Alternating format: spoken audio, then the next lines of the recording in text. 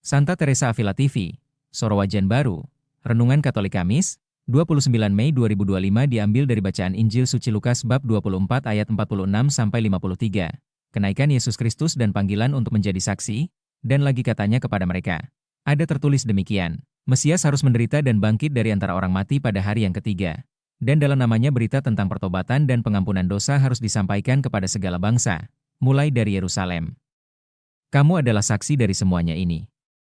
Lukas bab 24 ayat 46-48, firman Tuhan dalam kitab suci Injil Lukas bab 24 ayat 46-53 menceritakan tentang penampakan Yesus kepada murid-muridnya setelah kebangkitannya dan peristiwa kenaikannya ke surga.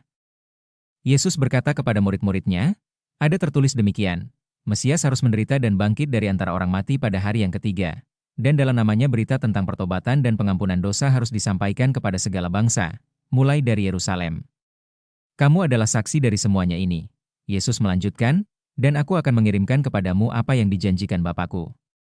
Tetapi kamu harus tinggal di dalam kota ini sampai kamu diperlengkapi dengan kekuasaan dari tempat tinggi. Lalu Yesus membawa mereka keluar kota sampai dekat Betania. Di situ ia mengangkat tangannya dan memberkati mereka. Dan ketika ia sedang memberkati mereka, ia berpisah dari mereka dan terangkat ke surga.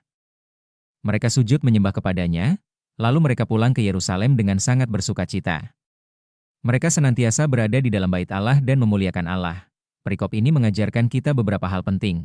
1. Penggenapan janji Allah. Yesus menjelaskan bahwa penderitaan, kebangkitan, dan kenaikannya adalah penggenapan dari apa yang telah tertulis. Melalui penderitaan dan kebangkitannya, Yesus menggenapkan rencana keselamatan Allah bagi umat manusia. 2. Panggilan untuk menjadi saksi. Yesus memerintahkan murid-muridnya untuk menyampaikan berita tentang pertobatan dan pengampunan dosa kepada segala bangsa. Sebagai murid Yesus, kita juga dipanggil untuk menjadi saksi kasih dan keselamatan Kristus kepada dunia. 3. Pemberian Roh Kudus. Yesus berjanji bahwa murid-muridnya akan diperlengkapi dengan kekuasaan dari tempat tinggi, yaitu Roh Kudus. Kehadiran Roh Kudus memberikan kekuatan dan bimbingan bagi murid-murid Yesus dalam menjalankan panggilan mereka. 4. Kenaikan Yesus ke surga. Kenaikan Yesus ke surga menandai kembalinya Yesus kepada Bapa dan penggenapan misinya di dunia. Kenaikan Yesus juga mengingatkan kita akan janji kedatangannya kembali dan panggilan untuk hidup dalam pengharapan akan kehidupan kekal. Sebagai umat Katolik, kita diajak untuk merenungkan bagaimana kita dapat menjadi saksi kasih dan keselamatan Kristus, menerima kehadiran Roh Kudus, dan hidup dalam pengharapan akan kedatangannya kembali. Poin-poin refleksi sehari-hari. 1. Menjadi saksi kasih Kristus. Renungkan sejauh mana kita menjadi saksi kasih dan keselamatan Kristus. Apakah kita berusaha untuk menyampaikan berita tentang pertobatan dan pengampunan dosa kepada orang-orang di sekitar kita? 2. Mengandalkan Roh Kudus.